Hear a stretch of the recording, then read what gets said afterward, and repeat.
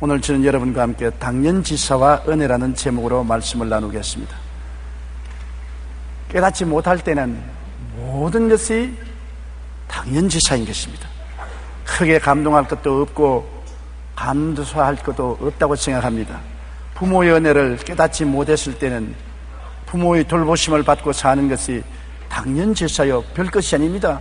아버지 어머니 되셨으니 나의 일용할 양식을 돌보고 무엇을 먹을까 마실까 입을까 있을 곳을 돌보는 것은 당연지사지 그걸 뭐 은혜로 생각하느냐, 그렇게 사람들은 생각합니다. 하나님의 은혜를 깨닫지 못했을 때는 천지와 만물이 그냥 그렇고 당연지사이고 감탄하고 감격할 일이 아닙니다. 아침에 해가 떠도 당연지사고, 비가 와도 당연지사고, 날이 맑아도 당연지사고, 봄, 여름, 가을, 겨울이 기이하게 지나가도 당연지사인 것입니다. 놀랄 일도 없고 감탄할 일도 없고 감사할 일도 없습니다. 은혜는 은혜를 잃어버렸을 때 비로소 은혜의 귀중함을 깨닫게 됩니다. 그리고 그 은혜를 도로 찾았을 때 감격되고 감사하고 기쁘고 행복하게 되는 것입니다. 이번 서해안 원유 유출 사고로 태안해안국립공원 생태계가 제 모습을 찾기까지는 적어도 20년 이상 걸릴 것을 보고 있습니다. 또한 바다 밑바닥에 사는 저서생물과 어패류 등의 생태계 파괴가 벌써 시작되어 어류 46종도 거의 사라진 것으로 조사되었습니다. 환경부는 3년이 지나야 해조류, 갯지렁이와 바위에 붙어 사는 생물이 복원되기 시작할 것이고, 조개류는 5년 이상 지나야 회복되고 적어도 10년은 지나야 모든 생물이 회복 단계에 들어갈 것이라고 말했습니다. 이 밖에 근해업에도 타격을 주어 고등어 3대 의장 중 하나인 태안 앞바다는 조업이 불가능해졌습니다. 그동안 우리나라는 삼면 바다로 쌓여 늘 풍부한 해산물을 얻을 수가 있었고, 여름이면 많은 사람들이 앞다투어 바다로 갔습니다. 우리는 이것을 그저 자연이 주는 당연지사로 알았습니다. 이번에 가서 해안이 시커멓게 기름띠로 물들고 돌들이 기름에 뒹굴어지고 새들이 죽고 해초가 기름에 뭉켜지고 해조류들이 다 죽고 조개가 죽고 모든 것이 죽음으로 꽉 들어 찼을 때, 맑은 바다, 아름다운 물결, 신선한 해산물을 주는 것은 당연지사가 아니었구나. 정말 하나님의 은혜를 감사하고 잘 가꾸고 보존해야 우리가 누릴 수 있구나 하는 것을 절실히 깨달았습니다. 모든 것을 깨닫지 못할 때는 당연지사로 생각하지만은 깨닫고 보면 당연지사가 아닙니다. 오늘 탕자의 비유를 보면 은혜를 모르는 아들에 관한 이야기가 있습니다. 아버지 집에 살면서 이식주 복된 삶을 당연지사로 생각하고 감사나 감격할 일이 없었습니다. 큰 농사를 짓는데 거대한 저택에 자기 톡방을 가지고 있는 것 없는 것 다 소유하며 삽니다. 아침, 점심, 저녁 때를 따라 먹고 좋은 옷을 입고 행복한 나날을 사는 것을 당연지사로 생각했습니다. 이건 아버지가 우리에게 해줘야 될 당연한 일이 아닌가. 그래서 조금도 감사하게 생각하지 않고 은혜로 생각하지 않았습니다. 오히려 원망과 불평을 했습니다. 아버지의 군의하에 살며 명령에 복종하고 사는 것에 대한 불평인 것입니다. 왜 내가 아버지 밑에서 아버지 명령을 받고 종처럼 살아야 되느냐. 하루속히 아버지 쓰라를 떠나는 것이 행복하다고 생각한 것입니다. 누가복음 15장 12절에 그 둘째가 아버지에게 말하되 아버지여 재산 중에서 내게 돌아올 것을 내게 주소서 하는지라 아버지가 그 살림을 각각 나누어 주었다고 말하고 있는 것입니다. 그러자 그는 그 재산을 다 청산해서 아버지의 권위를 떠나기 위해서 아버지의 그림자가 비치지 않은 먼 나라로 갔습니다. 가까이 있으면 또 아버지의 간섭이 있을까 싶어서 아버지의 손길이 미치지 못할 먼 나라로 가서 허랑방탕했습니다. 아버지의 재산으로 자유방임하며 살았습니다. 그런 삶이 당연지사라 그랬습니다. 언제나 돈은 있고 언제나 마음대로 설 수 있고 방통하게 살 수 있는 것은 당연지사로 생각하고 걱정하지 않고 허랑방탕하고 사는 것입니다. 누가복음 15장 13절에 그 후 며칠이 안 되어 둘째 아들이 재물을 다 모아가지고 먼 나라에 가서 거기서 허랑방탕하여 그 재산을 낭비하더니, 당연지사가 항상 계속되는 건 아니지 않습니까? 돈도 기근이 오고 환경적 기근과 궁핍도 다가온 것입니다. 아버지께 받은 재산이 항상 있는 것은 아닙니다. 벌지 않고 퍼서니 그 퍼선 재산이 얼마나 가겠습니까? 얼마 있지 않아요? 재산도 바닥이 나고 거기에다가 설상가상으로 그곳에 기근이 와서 먹을 것 입을 것도 있을 것도 얻기가 힘들게 된 것입니다. 누가복음 15장 14절에 다 없앤 후 그 나라에 크게 흉년이 들어 그가 비로소 궁핍하게 되었다고 말한 것입니다. 잠언서 23장 5절에 내가 어찌 허무한 것에 주목하겠느냐, 정령의 재물은 스스로 날개를 내어 하늘을 나는 독수리처럼 날아가리라. 재물에 의지하면 재물은 언제고 사라지고 마는 것입니다. 이 사람은 자기 돈도 다 잃어버리고 이제는 기근이 와서 모든 사람이 굶주리기 전에 직장도 얻을 수가 없고 셋집에서는 방세를 올리고 안 내면 나가라고 말합니다. 이제는 길거리에 주저앉게 되고 홈레스가 되고 비참하게 된 것입니다. 호구주책의 어려움과 고통은 말할 수 없습니다. 직장을 구하러 아침 일찍부터 저녁까지 길거리를 방황하다가 겨우 얻은 것이 어떤 부자 농부의 돼지우리에 돼지 치는 직업을 얻은 것입니다. 유대인들은 돼지 치는 직업이 제일 낮은 직업인 것입니다. 그것은 도시 안에 있지 않고 저 변두리에 있는 것입니다. 누가복음 15장 15절에 가서 그 나라 백성 중 한 사람에게 붙여 사니 그가 그를 들로 보내어 돼지를 치게 되었는데, 돼지를 치면서도 배고프고 춥고 괴로움이 말로 다 할 수 없었습니다. 돼지가 먹는 쥐 열매를 나누어 먹으려고 하다가 돼지에게 물리고 짓밟혔습니다. 배가 너무나 고팠습니다. 너무나 추웠습니다. 너무나 고통스러웠습니다. 그러니까 어찌할 수 없이 아버지 집에 살던 옛날을 생각할 수밖에 없었습니다. 여러분, 우리가 경험하지 않습니까? 우리 자녀들이 해외에 가서 잘 살 때는 부모에게 1년에 전화 한번 할까 말까 하는 것입니다. 그러나 전화가 자주 오면 큰 탈난 줄 아십시오. 열흘이 넘지 않고 아버지 어머님 잘 계십니까? 행복하십니까? 기체후 만강하시옵니까? 그러면 고장났구나. 비로소 부모를 생각하고 부모의 은혜를 기억하는 것은 그만큼 자기가 어렵게 되었다는 것입니다. 고통스러우니까 부모의 설화 밑에 살던 그 옛날의 축복이 기억이 나는 것입니다. 당연지사가 아닌 것을 알게 된 것입니다. 이 탕자도 누가복음 15장 16절로 11절에 보면 그가 돼지 먹는 쥐염 열매로 배를 채우고자 하되 주는 자가 없는지라 이에 스스로 돌이켜 이르되 내 아버지에게는 양식이 풍족한 품꾼이 얼마나 많은가, 나는 여기서 줄여 죽는구나. 줄여 죽게 되자 의식주의 생활이 당연지사가 아니라 아버지의 크신 은혜라는 것을 깨달았습니다. 매일같이 자고 깨고 일어나고 먹고 마시고 사는 것은 당연지사지, 그렇게 생각했는데 아니에요. 자기가 굶주려 죽게 되어 보니 그것이 당연지사가 아니라 아버지 어머니의 특별하신 배려와 사랑과 돌보심의 따뜻한 손길이요 큰 은혜라는 것을 깨닫게 된 것입니다. 그에게 당연지사는 하나도 없었습니다. 은혜만이 그를 살릴 수 있다는 것을 깨달았습니다. 그래서 은혜 없이는 못 산다는 것을 깨달았습니다. 이것이 이 아들에게는 큰 깨달음인 것입니다. 그가 신발을 신지 못하고 등에 옷이 다 벗겨지고 손이 터지고 배가 굶주려지고 얼굴이 뼈만 남게 되고 앙상하게 되었을 때 비로소 인생을 사는 것이 당연지사가 아니라 모든 것이 은혜구나 하는 것을 생각하게 된 것입니다. 먹고 마시고 자고 깨는 것이 그대로 되는 것이 아니구나, 이 하나님의 은혜 아니고 아버지의 은혜 아니고는 살 수가 없다는 은혜를 생각하게 된 것입니다. 그래서 그는 은혜를 찾아서 돌아가기로 작정한 것입니다. 아버지께로 돌아가서 이제는 아버지를 당연지사의 아버지로 생각하지 아니하고 은혜를 베푸는 주인으로 섬기고 자기의 아들이 된 것은 당연지사로 생각하지 아니하고 품꾼으로 복종하는 삶을 갖겠다고 마음에 결심했습니다. 큰 변화가 왔습니다. 당연지사일 때는 아버지가 날 돌보는 건 당연한 것 아니에요. 나는 아버지 아들이니 상속을 받는 건 당연한 일 아니에요. 그랬다가 고난을 닦고 보니 아버지가 크게 보입니다. 위대하게 보입니다. 아버지가 아버지보다도 위대한 주인으로 보입니다. 자기는 너무나 비천한 품꾼으로 보입니다. 종도 훌륭합니다. 종보다 못한 날릴 품꾼으로 자기를 보았던 것입니다. 태도의 변화가 왔습니다. 은혜를 모를 때는 당당하고 자신만만하고 교만했지만은 은혜를 깨닫고 난 다음 자기가 얼마나 무력하고 보잘것없고 빈손 들고 비천한 것을 깨달아 알게 되고 은혜 베푸는 아버지가 얼마나 위대하고 훌륭하고 자상스러운 것을 알게 된 것입니다. 누가복음 15장 18절로 19절에 내가 일어나 아버지께 가서 이르기를 아버지, 내가 하늘과 아버지께 죄를 지었사오니 지금부터는 아버지의 아들이라 일컬음을 감당치 못하겠나이다. 나를 품꾼의 하나로 보소서 하리라 하고. 얼마나 큰 변화입니까?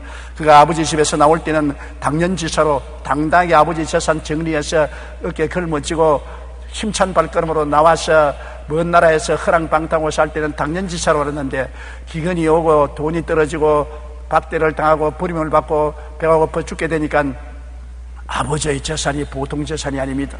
당연지사가 아니지요. 아버지가 재산 준 것 얼마나 큰 은혜입니까? 아버지의 좋은 주택에 사는 것 엄청난 은혜지 당연지사가 아닌 것을 알았고, 자기가 당당하던 자기 자신이 얼마나 부끄럽고 못난 것을 알게 된 것입니다. 모든 것이 은혜로 사는 것이지 은혜 없이는 못 사는 것을 알았습니다. 그래서 그에게는 당연지사는 없고 모든 것이 은혜인 것을 깨달았습니다. 누가복음 15장 20절로 21절에 이에 일어나서 아버지께로 돌아가니라. 아직도 거리가 먼데 아버지가 그를 보고 측은히 여겨 달려가 목을 안고 입을 맞추니 아들이 이르되 아버지, 내가 하늘과 아버지께 죄를 지었사오니 지금부터는 아버지의 아들이라 일컬음을 감당치 못하겠나이다. 그렇게 말했습니다. 그런데 아버지는 그 말에 대답하지 않고 아버지께서는 말했습니다. 누가복음 15장 22절로 24절에 아버지는 종들에게 이르되 제일 좋은 옷을 내어다가 입히고 손에 가락지를 끼우고 발에 신을 신기라. 그리고 살찐 송아지를 끌어다가 잡아라.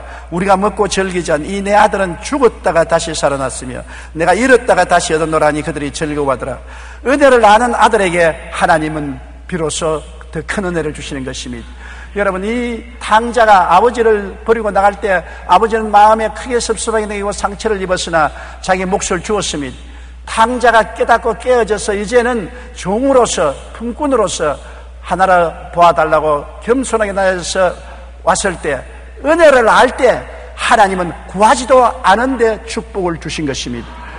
여러분, 우리가 은혜를 모르고 모든 것을 당연지사로 생각하고, 해도 당연지사요, 달도 당연지사요, 자연 환경도 당연지사로 준 것이요, 나의 생명도 당연지사로 알고 있다가 내가 병들고 가난하고 직장을 잃고 빈손들어 비천하게 되고 고통스러울 때, 그때 생각해보면 건강도 당연지사가 아니요, 아침에 일어나고 저녁에 자는 것도 당연지사가 아니요, 배불리 먹고 마시는 것도 당연지사가 아니요, 직장에 왔다 갔다 하는 것도 당연지사가 아니요, 모든 것이 하나님의 은혜라는 것을 깨닫게 되는 것입니다. 은혜를 깨닫는 자에게 하나님의 은혜를 주시는 것입니다. 당연지사로 생각하는 자에게는 은혜를 주시지 않는 것입니다. 성경에는 있는 자에게는 더 주고 없는 자에게는 있는 것조차 빼앗아버리게 되는 것입니다. 은혜를 은혜로 알고 감사하면 더 주고, 은혜를 은혜로 생각하지 아니하고 당연지사로 생각하고 감사하게 생각하지 아니하면 있는 것조차 기근이 들어 다 빼앗기고 만다는 것을 이 성경을 통해서 주님이 우리에게 가르쳐주는 것입니다. 하나님이 우리에게 주신 것이 얼마나 많습니까? 부모를 주시고 형제를 주시고 일용할 양식을 주시고 수많은 시험과 환난을 통해서 지금까지 살아있게 한 것이 당연지사가 아닙니다. 하나님이 돌보아 주셔서 지금까지 살아온 것입니다. 이것을 당연지사로 생각하기 때문에 우리가 매일매일 생활에 감사하지 아니하고 오히려 원망과 불평을 하고 사는 것입니다. 그러나 우리에게 큰 고통과 사고가 닥쳐서 모든 것이 궁핍하고 어려워지면 비로소 살아온 생활이 당연지사가 아니라 하나님의 은혜인 것을 깨닫고 회개하고 감사하며 찬미하기 시작할 때 하나님은 비로소 우리에게 더 큰 은혜를 베풀어 주시기 시작하는 것입니다. 제일 좋은 옷을 입혀라. 에베소서 2장 8절에 너희는 은혜에 의하여 믿음으로 말미암아 구원을 받았으니 이것은 너희에게서 난 것이 아니요 하나님의 선물이라고 말한 것입니다. 우리가 구원받은 것 하나님의 선물입니다. 하나님이 은혜로 주신 것입니다. 우리가 우리의 힘과 능력으로 구원받은 것이 아닙니다. 하나님의 은혜를 깨닫고 회개하고 돌아올 때 선물로 은혜의 옷, 구원의 옷을 입혀주는 것입니다. 제일 좋은 옷이 뭡니까? 용서와 의의 영광스러운 옷인 것입니다. 그리고 가락지를 끼워라. 요한복음 1장 12절에 영접하는 자 곧 그 이름을 믿는 자들에게는 하나님의 자녀가 되는 권세를 주었으니, 가락지라는 것은 유대인의 사회에서 친자식으로 낳으면 그 손에 가락지를 끼워주는 것입니다. 그 가락지에 어머니, 아버지와 형제들 이름이 기록되어 있는 것입니다. 이 아들은 집을 나갈 때 가락지를 뽑아서 던져버렸습니다. 나는 이 집안 식구 아니라고 했습니다. 그러나 은혜를 깨닫고 돌아오니까 도로 아들로 만들어주신 것입니다. 우리도 죄를 짓고 불의하고 추악하여 하나님을 떠났지만은 회개하고 돌아오면 하나님께서 자녀가 된 증거로서 가락지를 끼워주시는 것입니다. 성령의 가락지를 우리에게 끼워주어서 하나님의 자녀의 권세를 주신 것입니다. 신발을 신겨라. 여러분, 옛날에 종은 신발을 신지 않고 맨발 벗고 다닙니다. 아들은 신발을 신습니다. 밭에서 일할 때 아들도 일하고 종들도 같이 일하는데 누가 아들이고 종인지 알려면 발을 보면 아는 것입니다. 신발을 신지 않은 자는 종이고 신발을 신고 일하는 자는 아들인 것입니다. 우리에게는 하나님이 신발을 예비해 주는 것입니다. 요한 3서 1장 2절에 사랑하는 자여 내 영혼이 잘됨같이 내가 범사에 잘되고 강건하기를 내가 강구하노라. 삼중 축복이란 신발을 예비해 주신 것입니다. 은혜를 아는 자에게 이렇게 인생을 풍부하게 살도록 신발을 내려주시는 것입니다. 그 다음 그 아들에게 원치도 아니했는데 살찐 송아지를 잡았습니다. 빼빼한 병든 송아지가 아니라 살찐 송아지를 잡은 것입니다. 은혜를 아는 자에게는 살찐 송아지를 주시는 것입니다. 로마서 14장 17절에 오직 성경 안에 있는 의와 평강과 희락이라 우리에게 살찐 송아지와 같이 의로움과 평강과 희락을 넘치게 채워주시는 것입니다. 안셀럼 그린이 쓴 다시 찾은 마음의 평안이라는 책에는 그림자로부터 도망치려는 사람에 대한 이야기가 있습니다. 자신의 그림자를 몹시 못마땅하게 여기는 사람이 있었습니다. 그는 계속 자신을 쫄쫄 따라다니는 그림자가 미워서 물러가 돌아보면 또 따라옵니다. 그래서 그림자로서부터 피하려고 뛰니까 순식간에 발 뒤꿈치에 그림자는 따라옵니다. 요놈의 자식 못 따라오게 내가 죽도록 달려야 되겠다고 숨이 턱에 닿도록 뛰고 심장이 입으로 튀어나올 정도로 뛰다가 끄꾸러졌습니다. 그러고 난 다음에 다시 깨어나지 못하고 죽고 마는 것입니다. 그런데 그가 뛰어 달아나던 그 옆에 큰 나무숲이 우거져 있는데 어느 순간이고 나무숲으로 들어갔으면 그림자는 사라질 것인데 왜 나무숲에 들어가지 않고 땅땅 쪼이는 태양빛 아래서 뛰었는지 모르겠습니다. 바보입니다. 그러나 우리가 그러신 것입니다. 하나님이 십자가를 통해서 큰 은혜의 그늘을 비추고 있는데 그 십자가 그늘 밑에 들어가지 않고 나 힘으로, 나의 수단으로, 나의 지혜로, 나의 청명으로, 나의 노력으로 살겠다고 뛰어갑니다. 더 열심히, 더 일찍 일어나고 더 늦게 누우며 더 애쓰고 더 힘써서 살아야지. 그러다가 지치고 피곤하고 좌절과 절망에 들려서 죽어버리는 것입니다. 그러나 내내 뒤에 따라온 것은 예수님의 은혜의 십자가인 것입니다. 십자가 그늘 밑에 피할 곳이 있습니다. 십자가 그늘 밑에 들어오면 그림자가 사라질 것인데 세상의 염려, 근심, 불안, 초조, 절망의 그림자를 뒤에 걸머쥐고 뛴 것은 십자가 밑에 들어오지 않았기 때문에 그런 것입니다. 오늘 우리는 하나님의 은혜를 알고 은혜 속에 들어오면 은혜가 우리를 구출해 주는 것입니다. 내 힘으로 못 사는 것을 깨달았을 때 은혜를 발견하게 되는 것입니다. 내가 내 힘으로 할 수 있다, 내 힘에 의지하고 나를 자랑 삼을 때는 은혜가 필요 없는 것입니다. 내 주먹을 믿고 산다, 내 능력을 믿고 산다, 내 학력을 믿고 산다, 나의 능력으로 산다, 자기를 의지할 때 은혜를 저버리는 것입니다. 그러나 내가 죄를 짓고 불의하고 추악하여 절대로 내 힘으로 죄를 청산할 수 없어 마음의 죄책과 정죄감으로 고통을 당할 때, 아무리 울어도 못하고 힘쓰도 못하고 애쓰도 못하고 죄로 고통당할 때, 그때 나는 죄를 이길 수가 없고 죄를 틀어볼 수가 없구나, 나의 죄를 용서해 줄 분은 예수님의 십자가 보혈밖에 없구나. 그래서 비로소 하나님의 은혜를 발견하게 되는 것입니다. 용서와 의의 은혜를 깨닫는 것입니다. 로마서 3장 23절로 24절에 모든 사람이 죄를 범하였으며 하나님의 영광에 이르지 못하더니 그리스도 예수 안에 있는 속량으로 말미암아 하나님의 은혜로 값없이 의롭다 하심을 얻은 자 되었느니라. 값을 지불하고 죄를 용서받으려고 하니 안 되는데 알고 보니 십자가 밑에서 은혜로 용서와 의를 얻게 된 것을 알게 되는 것입니다. 자기 죄를 깨닫고 자기 힘으로 죄를 이길 수 없다는 것을 깨달은 사람만이 하나님이 주시는 은혜를 알고 십자가 밑에 찾아오게 되는 것입니다. 내가 깨끗하지 못할 때 아무리 씻으려고 해도 세상과 마귀가 들어붙어서 음란하고 방탕하고 술 취하고 세속적으로 살고 거짓말하고 사기치고 아무리 씻으려고 해도 안 될 때 나는 할 수 없습니다. 애를 써도 안 되고 힘을 써도 안 되고 노력해도 안 됩니다. 어떻게 할까요? 그럴 때 십자가 밑에 나오면 하나님의 은혜로 성령의 능력으로 죄와 사망의 법에서 해방시켜 주시는 것입니다. 비로소 자기 힘으로 의롭고 거룩하게 못 산다는 것을 깨달아야 예수님께 나와서 성령으로 체험을 받고 거룩하고 깨끗한 삶을 살 수 있는 것입니다.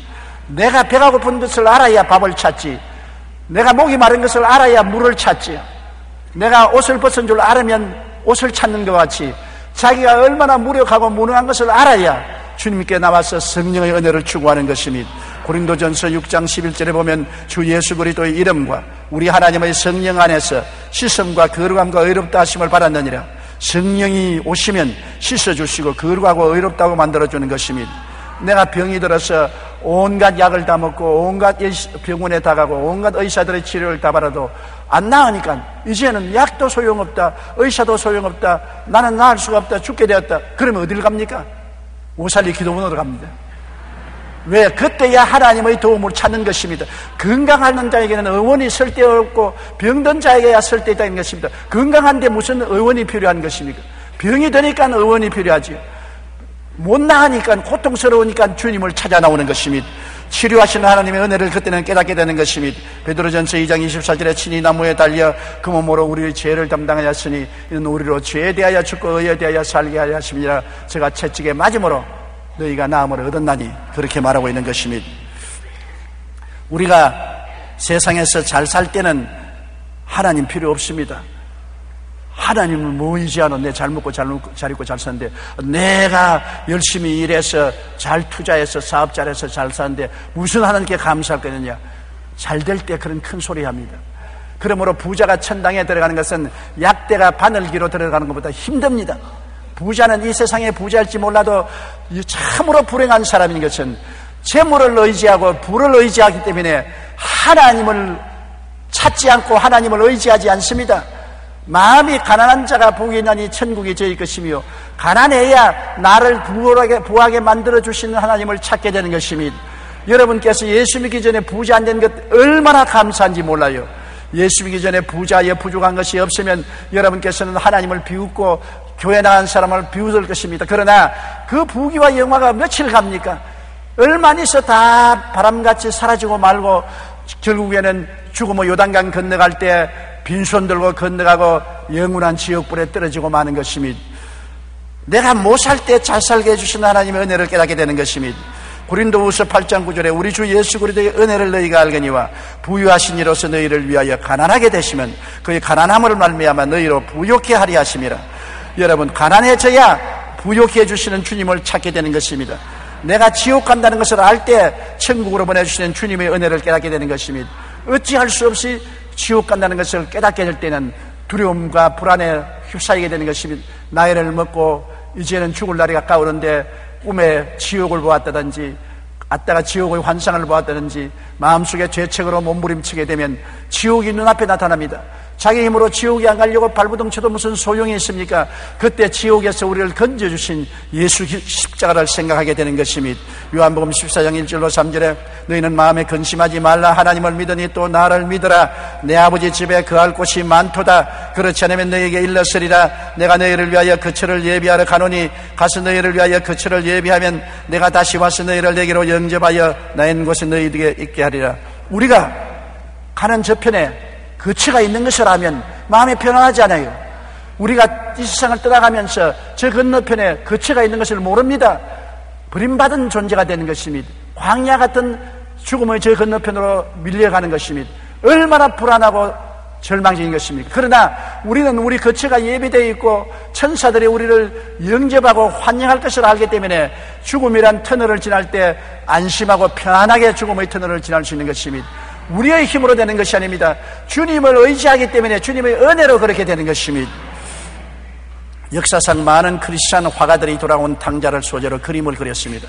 그 가운데 가장 유명한 그림이 렘브란트의 탕자의 귀향인 것입니다. 수채화로 그린 이 그림에는 아버지와 아들의 만남 장면이 매우 인상적입니다. 신발이 다 헤어져 왼쪽 신발은 아예 신을 수 없어 벗겨져 있고 오른쪽 신발은 다 닳아서 밑창이 없이 구멍이 나서 발바닥이 훤히 들여다 보입니다. 신분을 상징하는 겉옷은 없고 남루한 속옷 한쪽을 걸치고 있습니다. 머리카락은 마치 죄수나 범죄자처럼 깎아버렸습니다. 그런 그가 마치 왕처럼 보이는 아버지의 가슴에 왼쪽 귀를 대고 앉겨 있습니다. 빛나는 황금 빨치로 팔을 장식한 아버지는 냄새나는 아들을 따들이 감싸 안고 마냥 행복해합니다. 하나님은 이 아들을 탕자나 죄인이라 부르지 않습니다. 이런 아들이 돌아왔다고 말하는 것입니다. 모든 사람이 보기에 너무나 더러운 아들입니다. 머리는 산발이 되고 온몸은 상처투성이고 돼지 똥냄새가 나고 옷은 반 벗었고 신발은 거의 벗었고 몸은 남루하기 짝이 없습니다. 누가 봐도 아버지와 같이 저명하고 부자고 훌륭하고 아름다운 장식을 한 그분이 그를 끌어안을 수 없습니다. 온몸에 더러워질 테니까. 그러나 아버지는 돌아오는 탕자를 끌어안았습니다. 그리고 너무나 기뻐했습니다. 왜 그럴까요?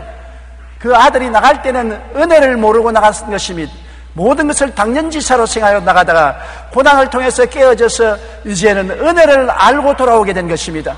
아버지 집에 사는 것이 품꾼으로 살아도 얼마나 은혜인 것을 알고 은혜를 깨닫고 오는 아들은 아버지가 그 더러운 그대로 못난 그대로 병든 그대로 추악한 그대로 끌어안은 것입니다. 여러분, 하나님이 얼마나 거룩하고 영광스럽고 존귀하신 하나님이신 것입니까?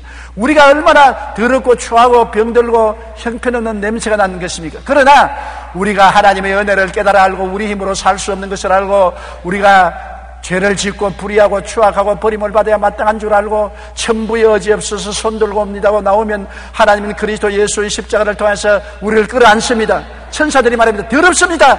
하나님 끌어안지 마십시오. 냄새가 고약합니다. 더럽습니다. 추한 사람입니다. 과거 경력이 나쁩니다. 저런 사람을 끌어안으면 안 됩니다. 그러나 하나님 말하겠다. 아니라 내 아들은 잃었다가 다시 찾았으며 죽었다가 다시 얻었다.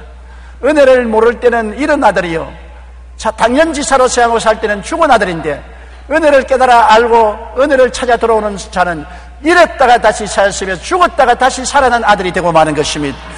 내가 빈손 들고 벌거벗을 때 돌봐주시고 입혀주시는 은혜가 감격적이고 감사하여 그 은혜가 행복의 근원이 되는 것입니다. 은혜를 깨달은 사람은 행복합니다. 염려, 근심, 불안, 초조, 절망을 다 아버지께 맡기고 아버지의 품에 의지해서 아버지의 시키는 대로 인생을 살아가면 아버지와 내가 한 팀이 되어서 아름다운 삶을 사니 얼마나 행복한 것입니까? 예수 믿는 것이 가장 행복한 삶인 것입니다. 예수 믿고 사는 것이 가장 큰 축복인 것입니다.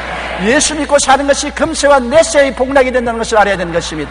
예수 없이 자기 중심으로 당연지사로 인생을 사는 사람은 이 땅에 사는 동안에도 애를 쓰고 힘을 쓰고 땀을 흘립니다. 그래도 그 속에 행복이 있나요? 여러분 이 세상에 잘 사는 사람 만나서 행복이 있냐고 물어보십시오. 미국의 가장 큰 석유재벌이었던 폴 게티는 억만장자였으면 그가 만년에 런던에 있을 때 기자들이 찾아와서 물었습니다. 폴 게티 선생님 일생을 살면서 행복한 적이 있었습니까? 성을 뽀락 내었습니다. 행복이 어디 있어? 어디에 인간의 행복이 있어? 왜 마릴린 몬로가 온 세계 남성들에게 박수 갈채를 받는데 자살했습니까? 그는 한없는 사랑을 원했으나 한없는 사랑을 얻지 못해서 죽는다고 말한 것입니다. 이 세상에 자기 중심으로 살고 모든 것을 당연지사로 여기는 사람에게는 은혜가 무엇인지 모릅니다. 그러므로 은혜를 모르는 사람은 불행하기 짝이 없는 것입니다.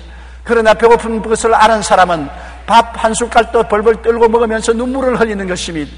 6.25 사변 때 피난 살이 알면서 얼마나 고생합니까? 나는 지금도 기억나는 것은 제가 우리 고모님 댁에 갔는데 우리 고모님 댁에 피난 온 아주머니 한 분이 보퉁이를 메고 와서 우리가 점심을 먹는데 밖에서 어떡하니 보고 있어요.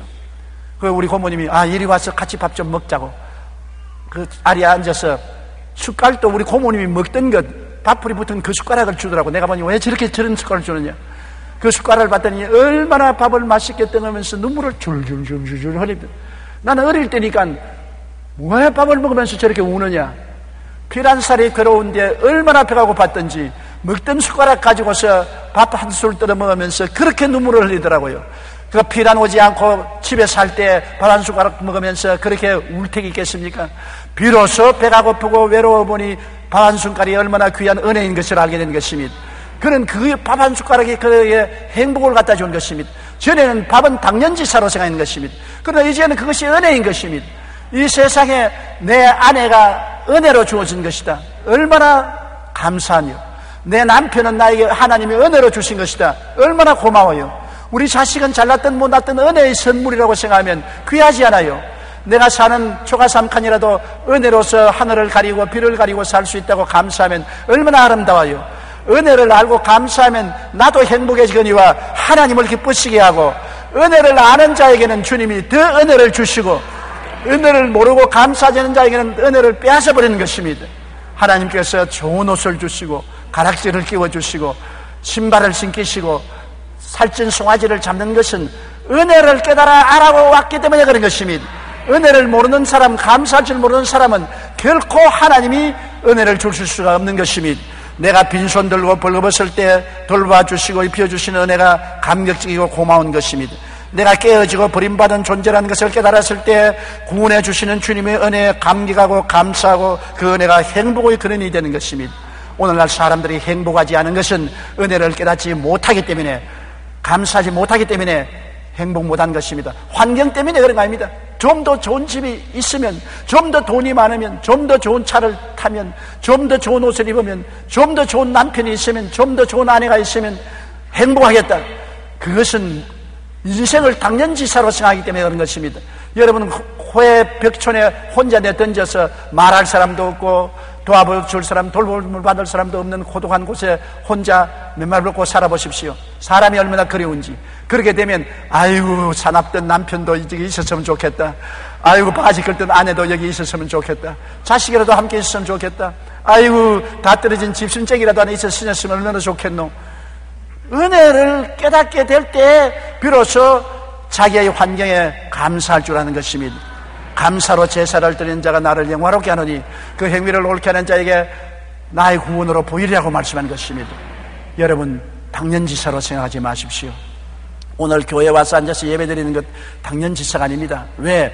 북한에 가보니까 교회 예배드릴 교회당도 없고 교회 예배드릴 자유도 없습니다. 정부가 시키는 대로 일을 해야 되는 것입니다.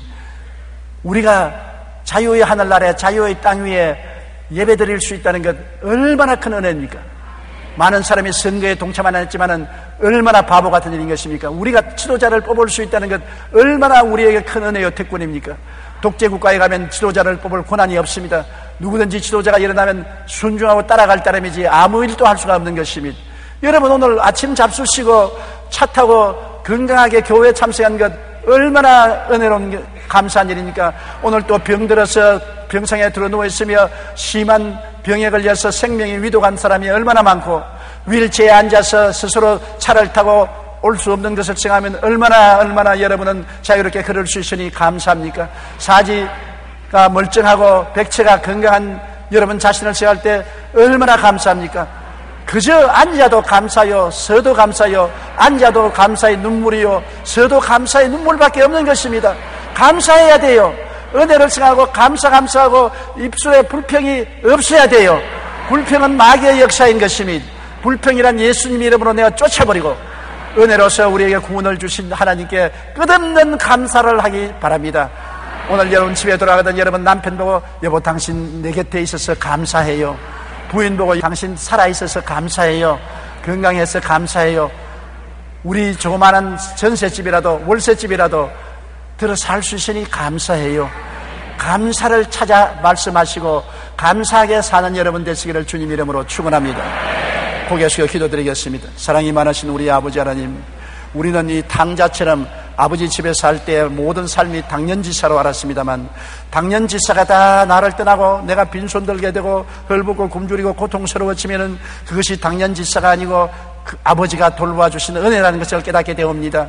내 아버지, 우리는 너무나 은혜를 깨닫지 못하고 당연지사로 생각하고 원망 불평이 감사보다 앞섰습니다. 항상 비교 인생을 살아서 남과 나를 비교하고 환경과 비교하며 자기의 없는 것을 불평했습니다. 용서하여 주시옵소서. 아버지 하나님이시여, 우리에게 주신 많은 것을 헤아려 보게 도와주시옵소서. 주께서 내게 주신 은혜를 생각하고 헤아려서 감사드리고 감격하는 우리들이 되게 도와주시옵소서. 은혜를 주신 우리 아버지께 감사드리옵고 예수님 이름으로 기도드리옵나이다. 아멘.